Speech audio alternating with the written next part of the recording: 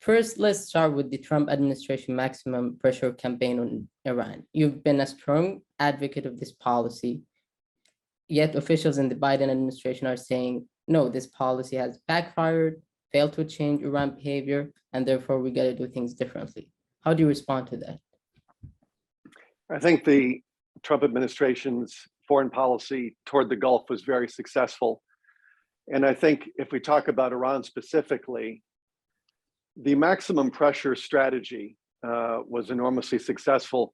President Rouhani himself admitted that our sanctions cost the regime $200 billion.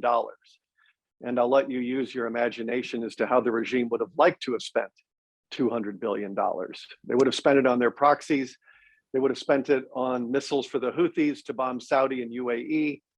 They would use it for regional aggression. They would use it for assassination campaigns. So if you want to get serious about the Iranian threat to peace and security, which is a global issue, you have to go after the money.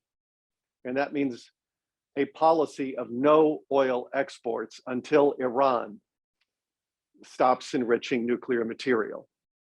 And I think that's still it was the right policy then, it's the right policy now.